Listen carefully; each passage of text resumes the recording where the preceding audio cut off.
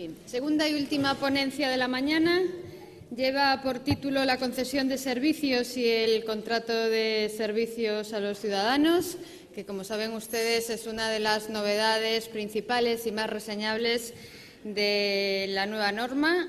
Y corre a cargo de José Carlos Laguna de Paz, que es catedrático de Derecho Administrativo de la Universidad de Valladolid.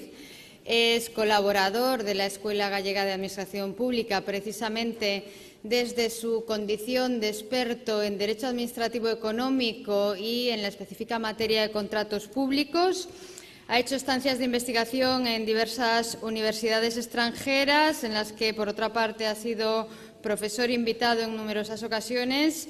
Entre sus muchísimas publicaciones se pueden destacar sus 8 libros escritos en autoría única y, a los efectos que aquí interesan, sus 2 volúmenes sobre contratación pública, dirigidos y coordinados en colaboración con el profesor José Luis Martínez López Muñiz. Es autor, además, de más de 130 en concreto publicaciones en revistas especializadas de la disciplina y, por destacar algún mérito más y no centrarnos en los muchos méritos que adornan su currículum, es actualmente miembro del Tribunal de Arbitraje de la Contratación Pública. Y, sin más, tiene la palabra el profesor Laguna de Paz. Señora directora de la EGAP, querida Sonia, querido Luis, como director académico de estas jornadas, efectivamente estoy una vez más entre ustedes, lo cual para mí es una verdadera satisfacción y un privilegio. Acabo de decirle a la directora hace un momento que causa una sana envidia el vigor y la capacidad organizativa que tiene la EGAP. Es una satisfacción para los que venimos de fuera, pues sencillamente poder venir a hablar casi de cualquier cosa, pero si esa cualquier cosa pues son contratos, pues la satisfacción todavía es mayor. Es mayor, aunque no puedo por menos que sumirme en una profunda melancolía recordando las últimas palabras de la excelente conferencia de mi querido colega, ¿no? Esas palabras que anuncian algo de lo que yo no era especialmente consciente, ¿no? Como es el posible recurso de inconstitucionalidad del Gobierno de Aragón, nada menos que en relación con 170 artículos de la nueva ley. Si el panorama que tenemos es una posible declaración de invalidez de este texto y, por tanto, una mayor fragmentación de nuestra legislación básica en materia de contratación pública, pues, como les digo, no puedo por menos que lamentarlo, ¿no? No puedo por menos que lamentarlo porque tengo que gastar un minuto, ¿no? Pero es obligado que les haga conscientes, seguramente lo son, que España es un país que cuenta con una excelente tradición en materia de legislación contractual pública, a diferencia de lo que sucedía en otros países. Es sabido que España sufre influencias variadas desde un punto de vista legislativo y de modelo, pues sin duda en el siglo XIX tenemos las influencias de Francia, luego nuestros mejores investigadores acudieron a distintos países europeos, enriquecieron nuestra doctrina, pero probablemente hay un hecho diferencial en el derecho español, en el derecho administrativo español, que es el inmenso esfuerzo codificador que se hace fundamentalmente a partir de los años 60 o 70. Hay un inmenso esfuerzo codificador que se traduce en excelentes leyes que no están a la altura, que están muy por encima de lo que ocurría en los distintos países europeos. La semana pasada participé en otro evento en Costa Rica con profesores alemanes y franceses, ¿no? Todavía al día de hoy los alemanes en materia de contratación pública siguen teniendo solo 2 o 3 artículos en su ley de procedimiento y luego, eso sí, una regulación fragmentaria en materia de medio ambiente, en materia de urbanismo, etc. La semana pasada, como les digo, la profesora francesa, leyendo la regulación costarricense, que por cierto es reflejo de nuestra legislación, se sorprendía de lo bien dichas que estaban las cosas. Por supuesto que estaban muy bien dichas las cosas. Tenemos una tradición excelente. Si me permiten un pequeño paréntesis, Yo cuando he entendido los contratos es cuando los estudié con nuestra vieja legislación de los años 70. Difícilmente los hubiera entendido con la ley del 92 y los entiendo mal con la ley vigente. De manera que no puedo por menos, como les digo, que hacerles conscientes de todo esto, ¿no? Creo que tenemos una muy especial responsabilidad justamente porque venimos de mucha altura. Voy a ser crítico, inevitablemente, pero también les advierto, no teman porque soy realista, ¿no? Entonces, creo que debo criticar lo criticable, pero al mismo tiempo creo que esta es la ley que tenemos y, en fin, espero que la tengamos por bastantes años, ¿no? Mejorando lo mejorable, pero espero que no tengamos que enfrentarnos ante un nuevo texto legislativo a la vuelta de la esquina. De manera que las críticas las justas y las lamentaciones también las justas. El primer punto y no mucho más. Luego nos enfrentaremos con lo que tenemos. No sé si ya funciona. Sí, ya funciona. Lo que les voy a decir sintéticamente lo tienen en pantalla, ¿no? Es algo que a estas alturas todos ustedes conocen, ¿no? Una de las novedades más llamativas de la nueva ley es la supresión de nuestro tradicional contrato de gestión de servicios públicos, que es sustituido por dos tipos de contratos: la concesión de servicios, que como veremos tiene una variante en la concesión de servicios públicos, y el contrato de servicios a los ciudadanos. La concesión de servicios se refiere, como vamos a ver, tanto a actividades reservadas como no reservadas. Lo que va a calificar el contrato de concesión es el ya archiconocido tema del riesgo operacional, tan archiconocido como campo de permanentes dudas, ¿no? Dudas que sumen la categoría de la concesión ante una gran incertidumbre, ¿no? Porque yo diría que depende de cómo se interpreta el riesgo operacional, pues vamos a poder seguir utilizando las concesiones con normalidad. Las concesiones van a ocupar probablemente el papel que antes tenía el viejo contrato de gestión de servicios públicos, o si por el contrario el riesgo operacional se interpreta en términos muy estrictos, pues probablemente, hablando de concesiones de servicios públicos, estas habrán pasado a la historia. Porque hablando de un contrato de gestión de servicios públicos, muy probablemente el contratista no quiera el riesgo operacional y, sobre todo, no debería quererlo la Administración. No debería quererlo la Administración porque estamos hablando de la gestión de un servicio público donde siempre lo prioritario ha sido garantizar la efectividad de una prestación que se dice esencial a todos los ciudadanos. Por tanto, en primer lugar, la concesión de servicios. En segundo lugar, el nuevo contrato de servicios a los ciudadanos, que tiene un régimen jurídico que es muy semejante al viejo contrato de gestión de servicios públicos y al que, si el riesgo se interpreta en sentido estricto, probablemente migren buena parte de los antiguos contratos de gestión de servicios públicos. Esto es lo que les voy a decir y para decírselo, pues si les parece, podemos ir siguiendo el itinerario que marcan los 6 puntos. Las lamentaciones son solo en el punto 1. Las lamentaciones solo en la valoración general de la nueva ley. El punto 2 nos lleva a hacer algunas precisiones sobre su ámbito de aplicación. Punto 3, concesión de servicios públicos, contratos de servicios a los ciudadanos y, si la hora nos lo permite, algunas conclusiones. Vamos, por tanto, con el primer punto, que es sencillamente volver a repetirles lo que les acabo de indicar. El panorama que ofrece nuestra legislación es, como ven, la supresión del contrato de gestión de servicios públicos, cuyo espacio va a ser ocupado por esos 3 contratos que tienen en pantalla. ¿Era esto necesario? Pues yo creo que no. Yo creo que esto significa muy pocos avances con un enorme coste. En primer lugar, el coste de seguridad jurídica. A diferencia de otros países que no tenían el contrato de gestión de servicios públicos, todos nosotros llevamos décadas sabiendo y aplicando nuestro tradicional contrato de gestión de servicios públicos. ¿Lo hacemos porque nos lo manda Europa? Pues es que yo creo que Europa no nos mandaba esto.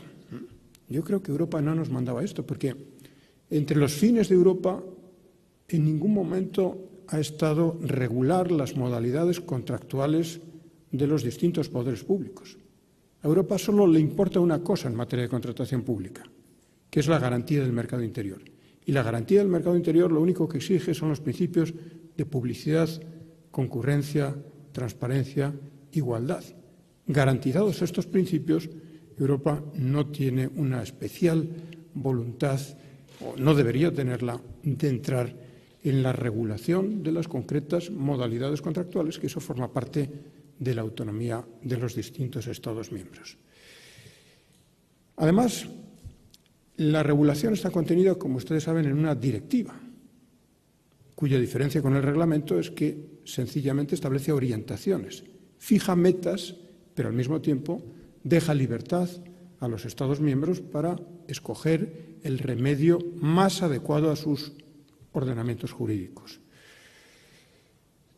No está de más, en este contexto, decir que, por supuesto, las concesiones son contratos.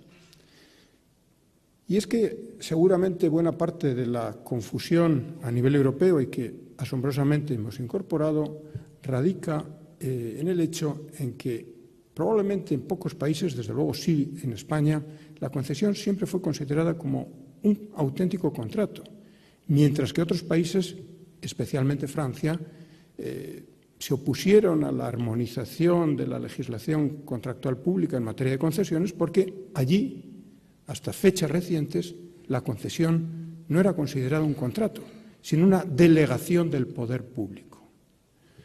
Todo esto ha alimentado una cierta confusión que, como les digo, nosotros no hemos sabido esquivar.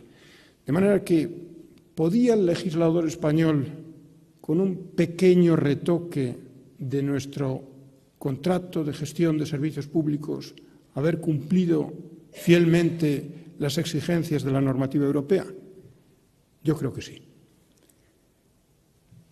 Porque es que además, lo ven en la letra B, es que además el énfasis que pone la normativa europea en el concepto del riesgo operacional, hablando de servicios públicos, me parece profundamente equivocado. Las concesiones de servicios públicos, nuestro viejo contrato de gestión de servicios públicos, siempre fue a riesgo y ventura. Lo decía la ley y lo decía la doctrina. Justamente se iba a la concesión tratando de aprovechar la mayor experiencia, la mayor capacidad organizativa, en fin, la supuesta mayor eficacia y eficiencia del empresario privado.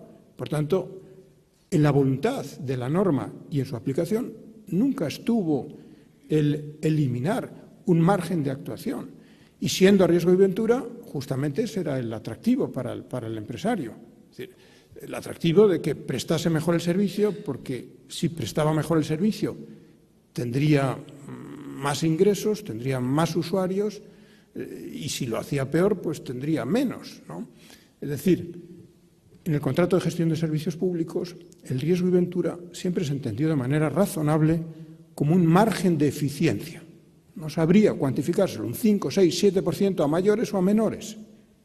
Es decir, un claro incentivo para que el contratista hiciese la mejor gestión posible, pero sin poner nunca en riesgo la efectiva prestación del servicio.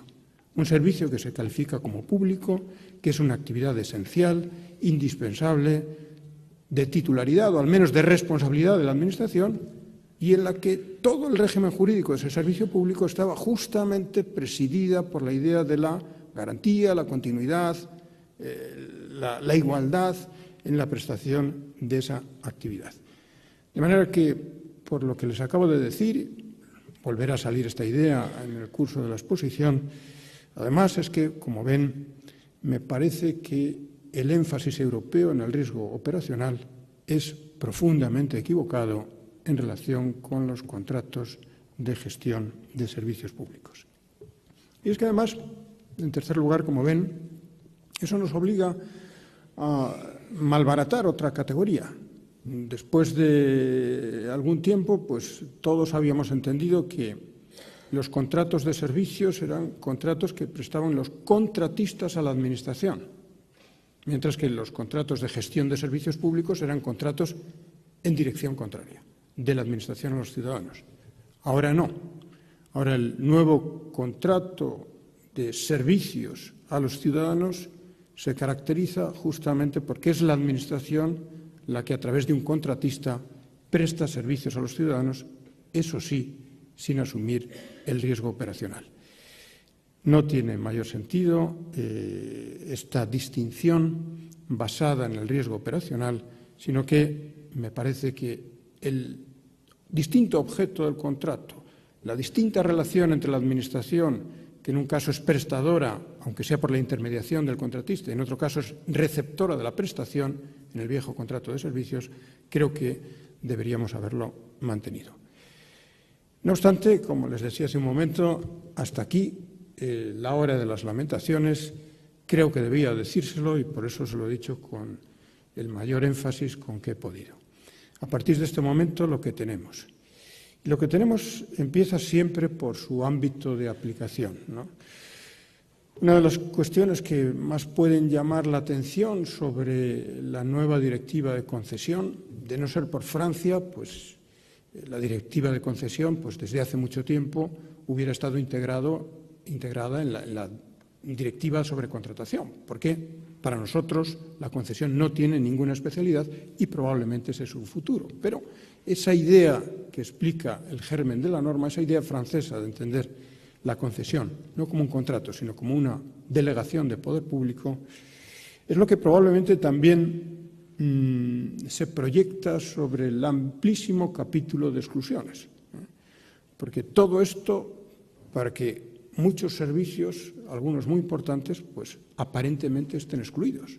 Y es que la concesión pues deja fuera el transporte aéreo, la comunicación audiovisual y radiofónica, los servicios de arbitraje y conciliación, determinados servicios jurídicos, lotería, comunicaciones electrónicas, agua, actividades sometidas a la competencia, servicios sociales, en fin, le pasa algo parecido a lo que pasó también hace tiempo y tuve también ocasión de acompañarles hace unos años hablando de la Directiva de Servicios, ¿no?, sobre la que también se ocasionó un enorme revuelo y poco reparaban en la amplitud del ámbito de lo excluido por parte de la Directiva de Servicios.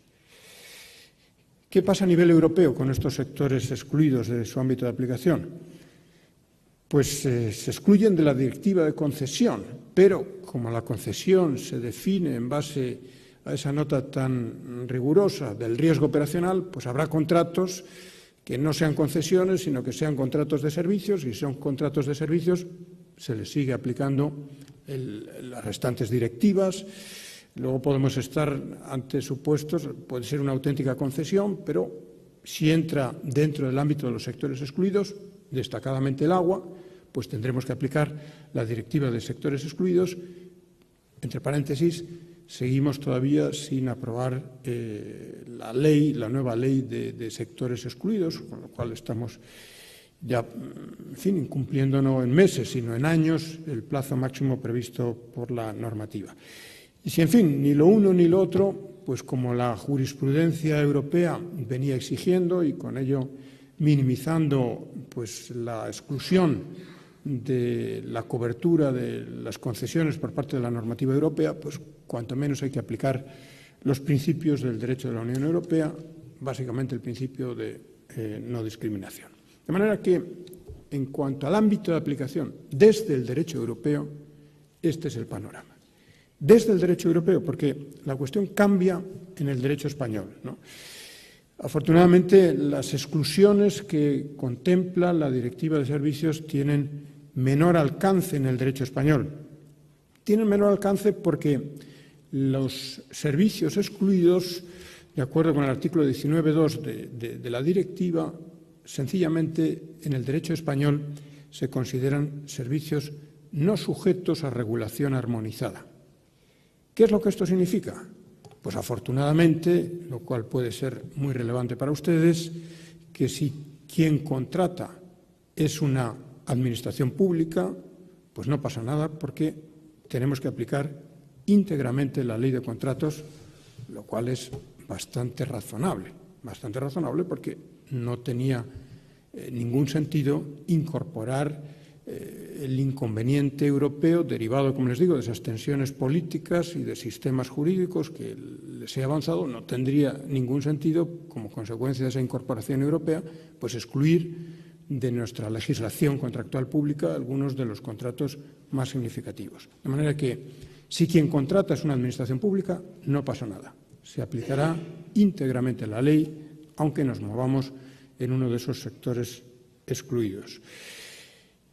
Donde pasa es si quien contrata es un poder adjudicador que no sea una administración pública. Aquí tenemos las reglas especiales en cuanto a la preparación y adjudicación previstas en el artículo 318 y, sobre todo, en el artículo 319, que nos lo reconduce al ámbito de los contratos privados.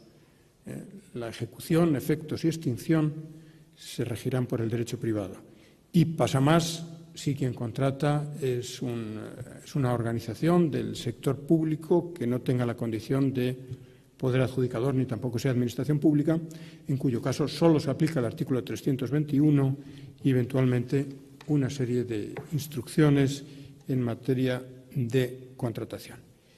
Terminamos el ámbito de aplicación con la cláusula transitoria, que sigue teniendo importancia. No ya el primer punto de los 4 meses, porque ya estamos en el ámbito de vigencia de la ley, por tanto, lo que se contrate o licite a partir de ahora, pues ya se tiene que sujetar a la nueva ley. Pero sí, no hay que perder de vista la disposición transitoria primera, ¿no? Lo ya contratado se rige por la normativa anterior. Y muchos de los servicios de los que nos vamos a ocupar pues están contratados y todavía tienen largos periodos de ejecución del contrato y, por tanto, tenemos que seguir aplicándoles el contrato y la normativa anterior.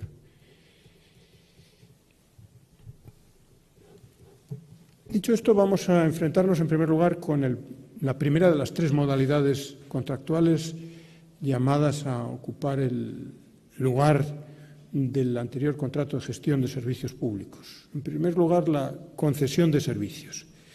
Concesión de servicios que se delimita básicamente como venía haciéndose en relación con el anterior contrato, ¿no? Se trata de la prestación de un servicio, sigue diciendo la ley, ha de ser susceptible de explotación económica.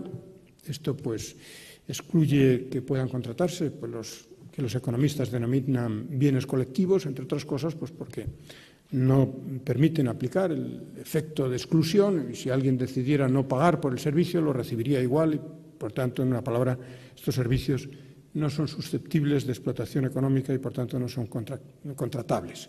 Como tampoco se pueden contratar, como ustedes saben, aquellos que comporten el ejercicio de autoridad, recaudación ejecutiva de impuestos, todo esto, aunque hemos tenido ejemplos no muy lejanos en el tiempo de contratación de este tipo de servicios, disimulada naturalmente a través de fórmulas de colaboración, pero que en definitiva representaban un encargo material de la realización de estas funciones, evidentemente esto no se puede hacer.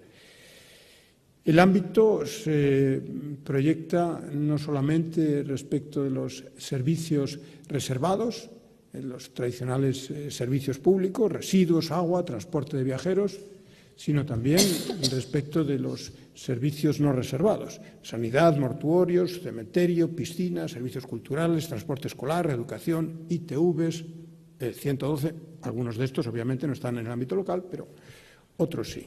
Por tanto, la prestación de un servicio con estas características, la contraprestación es el derecho a explotarlo, lo cual significa que en la mayor parte de los casos serán los usuarios los que pagan el precio, luego veremos qué naturaleza tiene, por la utilización del servicio, pero no se excluye que ese precio pueda ser complementado o incluso sustituido por la propia Administración a través de fórmulas como la conocida del peaje en la sombra, etc.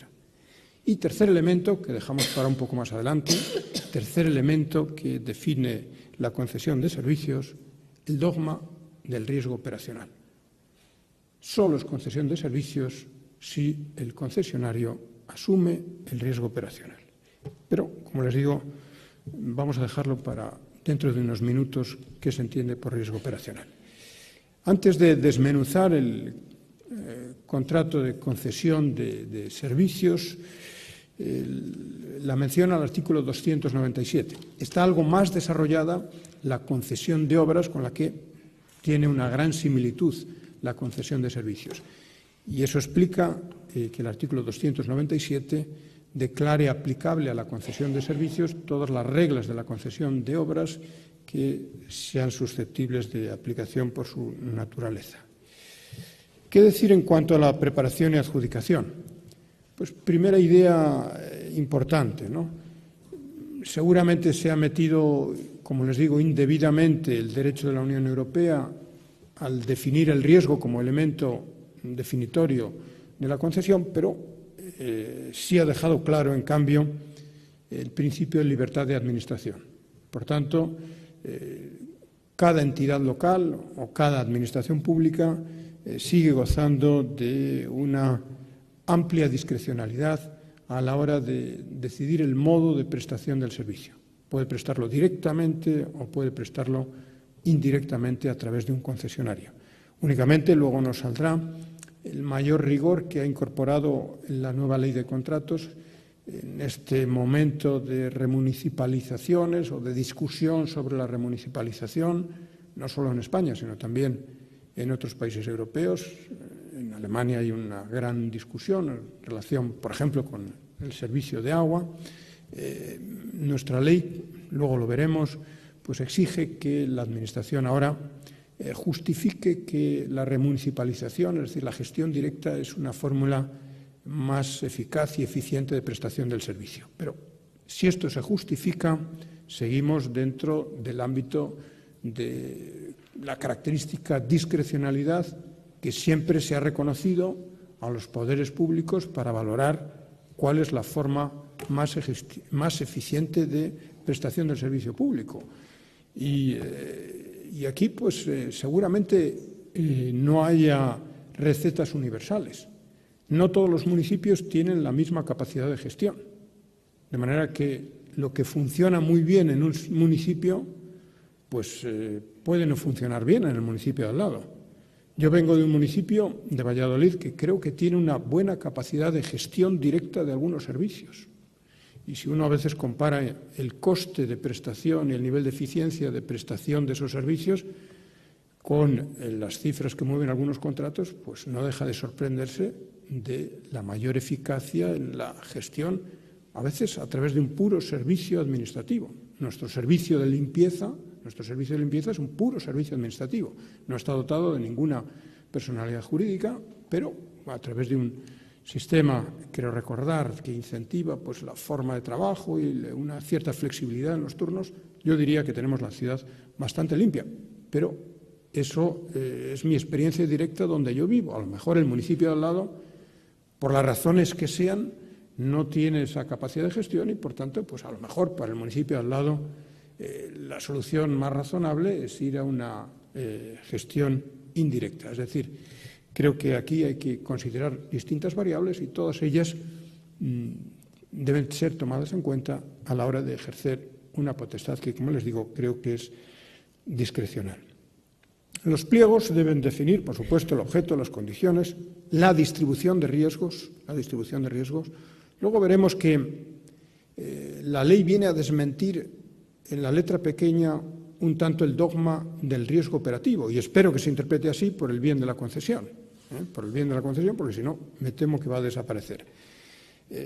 Y uno de esos elementos sobre los que después volveremos, que está previsto en el artículo 285, es la distribución de riesgos. También algunos han dicho, no, con esto se han terminado las modalidades clásicas del contrato de gestión de servicios públicos.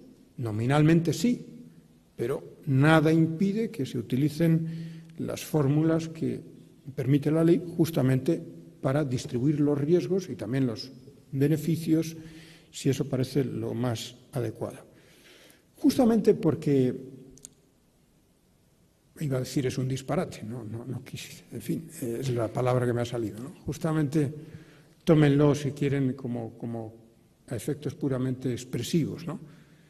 pero en fin, sí lo he dicho, ¿no? Justamente porque es un disparate en los contratos de gestión de servicios públicos insistir en el riesgo operacional, no sorprende que el artículo 285.2 pues ponga tanto el acento en el estudio de viabilidad. Es que estamos hablando de un servicio público, un servicio cuya continuidad, cuya regularidad, cuya efectividad no puede faltar. No puede ser que porque haya calculado mal el contratista, cuando abramos el grifo aquello no funcione. Porque no estamos ante un puro contrato, no estamos ante un servicio sustituible si la Administración lo hace mal. Estamos ante una prestación esencial frente a la que no hay alternativa. Y, por tanto, el criterio rector debe seguir siendo el de siempre desde los años 60 en España. Todo debe estar subordinado a garantizar la eficacia y la continuidad en la prestación de ese servicio esencial. Y como ahora tenemos el riesgo operacional, si no es concesión, pues el legislador seguramente en su subconsciente ha venido a paliar ese riesgo del riesgo operacional poniendo el acento en el estudio de viabilidad. Se trata, antes de contratar el servicio, de que el contratista, que se juega su dinero, pero es que aquí no estamos ante un jugarse su dinero el contratista, estamos ante algo más. Estamos ante un instrumento para la prestación de un servicio esencial. Por tanto, el contratista sí, pero también la Administración debe tener la seguridad de que el riesgo está minimizado, que hay, como siempre lo hubo, un margen de eficiencia, que si lo hace mejor, gane un 5% más, un 6% más, le basta al contratista. Pero en ningún caso que se pueda poner en riesgo pues, la efectiva prestación del servicio, lo cual sería nefasto para los ciudadanos y para la propia Administración, que tendría que, de la noche a la mañana, arbitrar una intervención, un secuestro de la concesión, todo ello con un enorme coste para los ciudadanos y también para el presupuesto. No hay nada digno de mención en cuanto a la adjudicación, porque bueno, son los criterios razonables, los de siempre, en el contrato de gestión de servicios públicos. Sí les llamo la atención sobre algunos de esos aspectos escondidos en la ley, ¿no? Una ley pues tan prolija, pues tiene anexos y tiene casi, bueno, no sé cuántas disposiciones adicionales tiene, pero por lo menos 47 o 48 tiene, porque lo que les voy a decir está contenido en la disposición 47 y 48, ¿no? Hay unos servicios especiales, y especialmente los de carácter social, sanitario o educativo, donde el legislador pues se acuerda otra vez del servicio público y vuelve a insistir en la continuidad, calidad, la accesibilidad, etcétera, ¿no? Y se acuerda también para introducir algunas especialidades en los criterios de adjudicación. La experiencia, no sé cómo casa esto con la jurisprudencia europea, el criterio de la reinversión de beneficios, la participación de los usuarios. Por cierto, entre paréntesis, me hubiera gustado, he estado a punto, Julio, de hacerte antes, pedirte una valoración. Te he visto entusiasta con la inclusión de criterios sociales y ambientales en la contratación pública. Naturalmente, lo que voy a decir no significa que yo esté en contra de cualquier política social o cualquier política ambiental. Lo que me suscita dudas es que se instrumentalice una política al servicio de las otras. Lo que me suscita dudas es que al final acabemos condicionando enormemente, pueden ser los puntos decisivos que determinan la adjudicación de cada uno de los contratos, con una enorme discrecionalidad además, que condicionemos los principios que siempre ha querido salvaguardar la contratación pública, como es seleccionar al mejor, al menor coste posible, por otros criterios que, ¿quién va a decir que no se tomen en cuenta aspectos ambientales o aspectos sociales? Pero cuidado porque todo esto pues encierra una enorme discrecionalidad. A ver si los 400 artículos de la ley no van a servir para nada, porque la enorme discrecionalidad nos va a permitir adjudicar los contratos con nombres y apellidos. No creo que esto es lo que quiera la disposición 48 cuando permite reservar algunos de estos contratos a determinadas organizaciones que tengan una misión de servicio público, que se comprometan a reinvertir, que den una participación activa a los usuarios y empleados. Se trata de que presten bien el servicio, ¿no? Se trata de que presten bien el servicio al menor coste posible. Dejemos al empresario que se organice como quiera, ¿no? En fin, les expreso sencillamente también mi preocupación porque esto acabe dando buenos resultados, ¿no? Si al final, después de unos años, decimos, pues efectivamente no se han perjudicado los objetivos de la contratación pública y además hemos avanzado mucho en política social y en política ambiental, pues entonces les diré que habrá sido una experiencia estupenda. Pero de momento veo ahí un elemento de preocupación por la enorme discrecionalidad que acompaña a estos aspectos, cuya puntuación puede acabar siendo determinante de la adjudicación de casi todos los contratos. Y, por tanto, pues, en fin, habrá una carrera también hacia lo social o hacia lo verde de las empresas, espero que en lo sustantivo y que no sencillamente en las formas, para tratar de puntuar en los respectivos pliegos o procedimientos de licitación. La ejecución, nada digno de destacar, deber de prestar el servicio, derecho a utilizarlo, contraprestación, tarifas o canon, bienes, en fin, potestades. Pues la Administración tiene las potestades tradicionales, las generales, tiene potestad tarifaria, lo cual, una vez más, pues es una manifestación de hasta qué punto el riesgo operacional no encaja bien en un servicio esencial que se adjudica en condiciones monopólicas, si se trata de un servicio público, y donde la tarifa la fija la Administración. A este respecto, únicamente la ley se decanta finalmente por calificar las tarifas cuando actuamos a través de un concesionario como prestaciones públicas patrimoniales. Yo creo que tradicionalmente lo teníamos bien porque sí, el precio del concesionario siempre fue un precio privado, pero ya saben que el tema se vino a enturbiar con la Ley General Presupuestaria, que pareció que estos precios pues también tenían la condición de ingresos de derecho público, estaban sujetos a la reserva de ley, luego cambió con la Ley de Economía Sostenible, hubo alguna sentencia buena y otra que nos dejó en la indeterminación. Yo creo que hace bien la ley al calificar pues el precio que aplica el contratista como un precio privado con todas las consecuencias, con todas las consecuencias, un precio autorizado, ¿no? Eso es lo que significa la tarifa, autorizado por la Administración, pero tiene la naturaleza de precio privado y, por tanto, pues la recaudación, incluido el riesgo de eventuales impagos, pues le corresponde al contratista. Potestades de policía, penalidades si están previstas en los pliegos, posibilidad de secuestro o intervención. Extinción, nada digno de mención, porque ya hemos comentado antes, como ven en el rescate, las mayores exigencias a la hora de remunicipalizar un servicio, ¿no? La Administración debe justificar que el servicio remunicipalizado es más eficaz y más eficiente. Sí hay, y lo vamos a ver a continuación a propósito del riesgo operacional, sí hay un cambio importante, más importante en la concesión de obras que en la concesión de servicios, pero sí hay un cambio importante en la resolución por causa no imputable a la Administración, ¿no? Donde aquí sí actúa el riesgo operacional. Riesgo operacional que, por fin, tenemos que decir qué es lo que es, ¿no? No es, pues sorprendentemente, no es el riesgo y ventura, porque esto, de acuerdo con la ley, se aplica a todos los contratos. No es lo que en algún momento dijo la jurisprudencia europea, que podía ser, es decir, quién paga el servicio. Normalmente, como hemos dicho, el servicio lo van a pagar los ciudadanos, pero también podría pagarlo la Administración. ¿Qué es lo que es?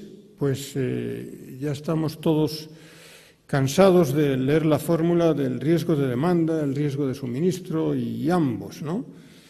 El riesgo de demanda, pues parece ser que un porcentaje significativo de los ingresos del contratista deben depender de la utilización efectiva del servicio por parte de los usuarios.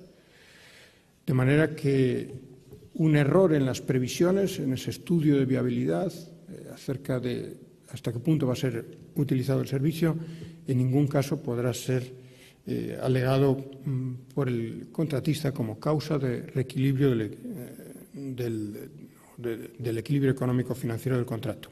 Y riesgo de suministro, que sencillamente es la capacidad del contratista de prestar el servicio, de atender a la demanda en las condiciones y con la calidad exigida.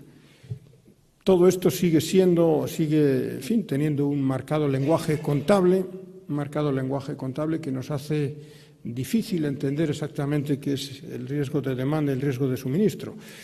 De ahí que expresiones contenidas en la exposición de motivos de la directiva pues ayudan más, ¿no? En definitiva, la filosofía de todo esto es que realmente el contratista esté expuesto al mercado, o lo que es lo mismo, que pueda obtener, no tenga garantizada la recuperación de sus inversiones y que pueda estar expuesto a pérdidas potenciales significativas. La cuestión es, una vez más, ¿es esto bueno para la concesión de servicios públicos? En realidad, es un riesgo más limitado de lo que la ley dice, ¿no? En los hechos y en la práctica, y espero que se interprete así, es un riesgo mucho más limitado de lo que la ley dice. Es mucho más limitado económicamente, hombre, no en las actividades no reservadas, donde pues aquí las objeciones al riesgo operacional son menores, porque si la Administración presta en concurrencia con otras entidades o con los particulares un determinado servicio, pues el servicio de piscinas, ¿no? o actividades culturales. Bueno, aquí pues no pasa nada porque eventualmente le vaya mal al contratista y por tanto se deteriore el servicio que va a ser prestado, porque no es un servicio que se presta en régimen de monopolio y si lo hace mal la Administración, pues siempre habrá otras alternativas en el mercado. Pero en el caso de actividades esenciales reservadas, es decir, los servicios públicos en sentido estricto, desde un punto de vista económico, ¿podemos decir que hay riesgo si concedemos a alguien en régimen de monopolio primero una actividad esencial, con una demanda, por tanto, inelástica? Es decir, la gente no puede dejar de seguir utilizando el agua o subiéndose en autobús, o, en fin, y a un precio, en último término, aprobado por la Administración, realmente, ¿de qué riesgo estamos hablando? Y desde un punto de vista jurídico, porque la ley, empezando por el estudio de viabilidad, los pliegos, con la posibilidad que antes veíamos de acordar un reparto de riesgos, el régimen de equilibrio económico del contrato, el desistimiento, el acuerdo entre las partes, hay suficientes herramientas jurídicas también como para limitar el riesgo allí donde convenga, especialmente en las concesiones de servicio público. No tenemos que ser más papistas que el Papa y, por tanto, pues, en fin, el camino está marcado por esa conocidísima sentencia europea, ¿no?, que acaba reconociendo que el círculo es cuadrado, ¿no? Pero, bueno, es lo razonable, ¿no? Es lo razonable. Después de insistir tanto en el riesgo operacional, dice, hombre, en servicios como el agua, pues entendemos que el riesgo será muy limitado. Pero, acaba diciendo, pero no obstante, hay riesgo operacional. Bueno, pues si lo dicen ellos y es lo conveniente, no vamos a corregir esta línea, que es lo que me parece que permite la pervivencia de la concesión de servicios públicos. Porque, una vez más, como interpretemos el riesgo operacional, es decir, como la posibilidad real de que el contratista quiebre en un contrato, en una concesión de servicios públicos, no lo va a querer el contratista y no debería quererlo nunca la Administración. Una vez más, estamos hablando de un servicio público. ¿Qué riesgos asume el contratista? Cada vez más estamos siendo influidos por las técnicas de calificación y de cuantificación de riesgos del Banco Mundial y de estas instituciones que proyectan el casuismo anglosajón sobre los distintos países, especialmente, por lo que a nosotros más nos importa, en el ámbito hispanoamericano, ¿no? Y en ese sentido, pues hay una serie de causas naturales, siempre que no sean de fuerza mayor, cuyo riesgo pues, asume el contratista, lo que podríamos denominar intervención de otras administraciones públicas. La prestación del servicio puede depender de otras autorizaciones o la tutela de otros bienes jurídicos, eventualmente un cambio de normativa en materia ambiental o el descubrimiento de restos arqueológicos cuya tutela puede estar al amparo de otras administraciones públicas, podrían dificultar la prestación del servicio. Los desajustes en el plan económico-financiero, hemos dicho hace un momento que en ningún momento, por ejemplo, sobrecoste de las expropiaciones forzosas, pues puede ser considerado como un elemento que rompa el equilibrio económico contractual, riesgo operacional, impago de las tarifas. Por tanto, todos estos riesgos sí los asume el contratista. ¿Y qué riesgos se ven modulados? Pues los que derivan de la revisión de precios, del ius variandi, por más que esté previsto con carácter un tanto excepcional, el tradicional factum principis, aunque aquí tiene que ser una intervención de la propia administración contratante, lo cual en el ámbito local, pues en muchos casos me temo que deja inservible este supuesto del factum principis. La fuerza mayor, el derecho al desistimiento sin indemnización en caso de cambio normativo o de avances técnicos. Esta puede ser una causa que parece dejar fuera de juego la doctrina del riesgo imprevisible, porque la solución no es que la Administración venga en ayuda del contratista, sino que se le reconoce al contratista el derecho al desistimiento, la posibilidad de acordar el reparto de riesgos. Por tanto, pues la gestión interesada, si queremos, y los supuestos de responsabilidad patrimonial en los casos en que sea una intervención, una administración pública la causante del daño distinta de la contratante. Hemos dicho que el ius variandi solamente juega cuando es la administración contratante, pero el contrato puede devenir imposible por la intervención de otras administraciones públicas. Siempre tenemos la cobertura del Estado legislador, de la responsabilidad patrimonial como cláusula de cierre del sistema. Sí ha cambiado, les avanzaba antes en cuanto a la extinción, sí ha cambiado el régimen de resolución de la concesión por causas no imputables a la Administración, porque las normas europeas entienden que no se produce una traslación del riesgo operacional cuando en todo caso el contratista tiene garantizada la recuperación de las inversiones. Antes lo comentábamos, ¿no?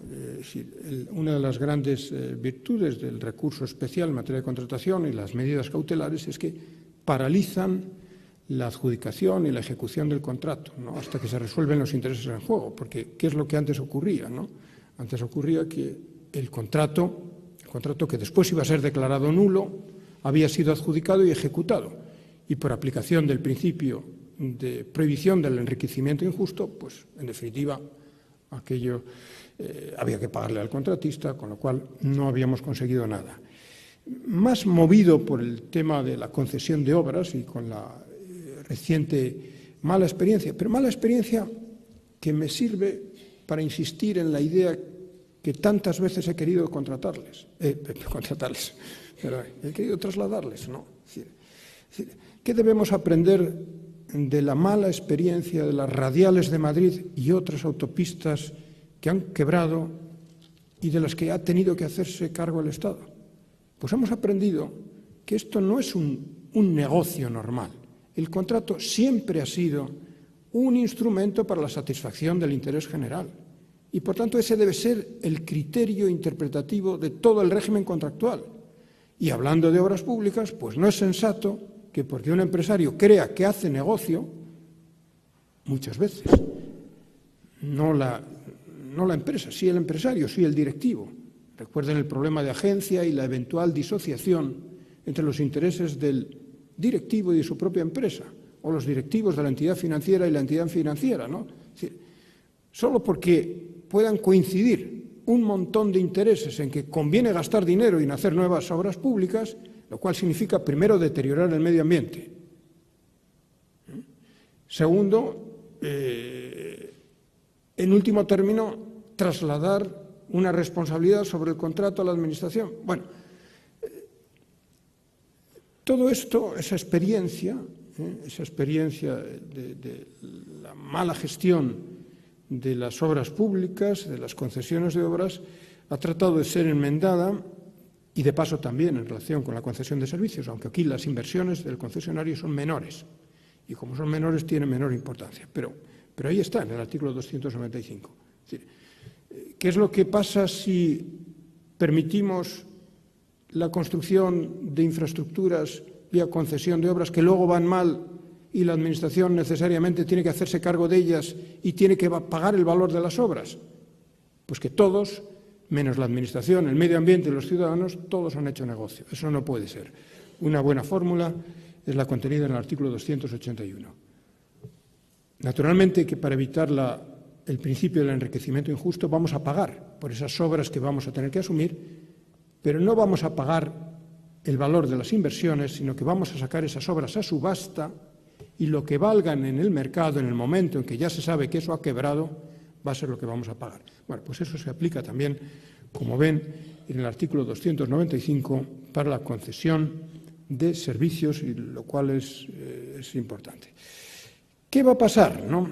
Va a pasar que la mayor parte de las concesiones del viejo contrato de gestión de servicios públicos van a ser las nuevas concesiones de servicios públicos. Pareciera que la ley apunta en esa dirección. Yo creo que si aceptamos, si esto lo interpretamos razonablemente y, en definitiva, hacemos lo que tradicionalmente venía haciendo la jurisprudencia. Aquí tienen una sentencia del año pasado, pero sobre la ley anterior. Sobre la ley anterior, donde pues, el contratista decía que le habían disminuido el tráfico y, por tanto, sus ingresos, debido primero a la crisis económica y, en segundo lugar, a que se habían mejorado otras vías alternativas y, por tanto, pues, se había reducido su negocio y pedía una compensación económica. De acuerdo con nuestra ley anterior y de acuerdo con lo sensato y lo razonable, lo que debería seguir siendo, no teníamos por qué haber cambiado nada, pues evidentemente esto forma parte del riesgo y ventura que debería haber previsto el concesionario y que ahora tendrán que prever los estudios de viabilidad, que por cierto también podrán presentar los particulares. No solamente los puede hacer la Administración, sino que también los podrán presentar los particulares y ese se considerará como un criterio valioso a efectos de la adjudicación del contrato. De manera que, ¿qué va a pasar? Pues yo creo que depende de cómo se interprete. Si el riesgo operacional se interpreta en sentido razonable, y hay base para ello, ahí tenemos la jurisprudencia europea y ahí tenemos pues, todos los elementos de la ley, si se interpreta razonablemente, como el margen de eficiencia que siempre ha caracterizado a la concesión, pues entonces yo creo que la mayor parte de las antiguas concesiones de gestión de servicios públicos podrán transformarse en concesiones de servicio público. Pero, como lo interpretemos estrictamente, pues me temo que habrá que migrar al contrato de servicios a los ciudadanos. Son las 2:30, Sonia. Yo tengo todavía bastante que decirles, porque solo hemos analizado la primera de las 3 modalidades contractuales, pero, en fin, quizá más que lo que yo les pueda decir, les importe la hora y el estar en condiciones de volver aquí a las 4:30 satisfechas las necesidades vitales y habiendo descansado un poco, ¿no? Entonces, yo sigo encantado, pero también entendería que dijesen que por hoy basta, ¿no? Perfecto, pues lo dejamos entonces aquí. Muchas gracias.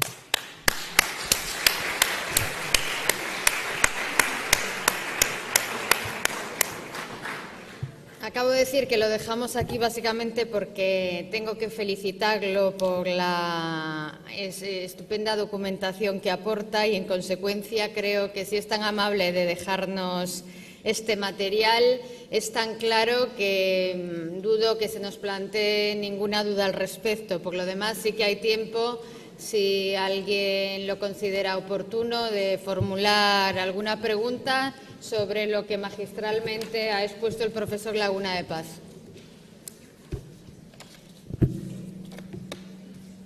Bueno, pues tú tenías razón al considerar que era prioritario irse a comer. Le damos la razón al público. Gracias por su atención y hasta la tarde.